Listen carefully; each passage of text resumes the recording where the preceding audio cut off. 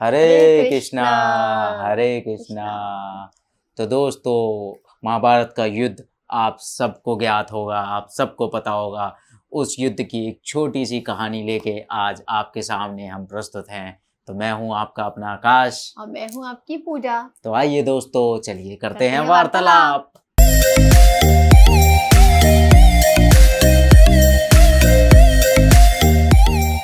तो दोस्तों, महाभारत का युद्ध तो आपने सुना ही होगा, और महाभारत का युद्ध सुना होगा तो अभिमन्यु की मृत्यु भी सब लोगों को ज्ञात होगी। वो समय ऐसा था जब पांडव पूरी तरह निराश हो चुके थे, लेकिन उस समय अर्जुन था बहुत ज़्यादा क्रोधित, क्योंकि उनका प्रिय पुत्र मारा गया था रणभूमि में। और उन्होंने उसी टाइम प्रतिज्ञा ली, अगले दिन सूर्यास्त से पहले मैं जयद्रथ का वध कर दूंगा। अगर मैं उनका वध नहीं कर सका तो मैं खुद अग्नि की भेंट चढ़ जाऊंगा। तो इस प्रतिज्ञा को सुन के कौरवों में एक खुशी की लहर जाग उठी कहीं ना कहीं, क्योंकि उनको पता था जब अर्जुन ने प्रतिज्ञा ले ली है और अगर वो अपनी प्रतिज्ञा को पूरी नहीं कर पाया तो हम जीत जाएंगे, क्योंकि अर्जुन के वध के साथ ही कौरव विजयी हो जाते। तो इसी तरह अगले दिन का शुरुआत होती है, और अगले दिन के युद्ध के शुरुआत में ही होता क्या है, जब कृष्ण और अर्जुन जयद्रथ को ढूंढने निकलते हैं तो कौरव उन्हें कहीं ना कहीं छुपा देते हैं, कहीं ना कहीं उनको सेफ जोन में रख देते हैं, ताकि अर्जुन उन तक बिल्कुल ना पहुंच पाए। और दिन ऐसे ही निकलता रहे।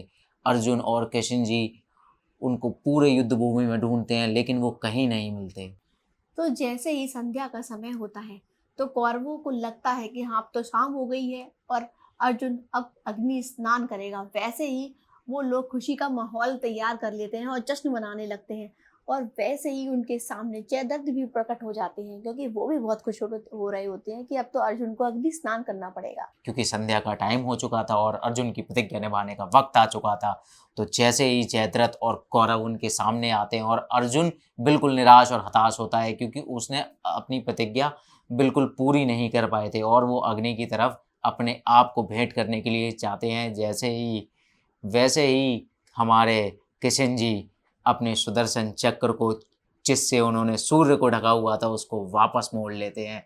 इसका मतलब ये था कि वो सूर्यास्त हुआ नहीं था, वो कराया गया था श्री कृष्ण द्वारा जयद्रथ को सामने लाने के लिए। और कृष्ण अपने पार्थ से बोलते हैं कि पार्थ, वो रहा तुम्हारा दुश्मन। और जैसे ही फिर अर्जुन अपना गांडीव उठाते हैं और जयद्रथ का वध कर देते हैं। तो इस तरह जयद्रथ की मृत्यु होती है और कौरव उस चीज़ को देख के बिल्कुल सन्न बन रह जाते हैं। साथ में शकुनी मामा, जो कि प्रपंच चलते थे, जो कि चालें चलते थे, उनकी चालें भी धरी की धरी रह जाती हैं।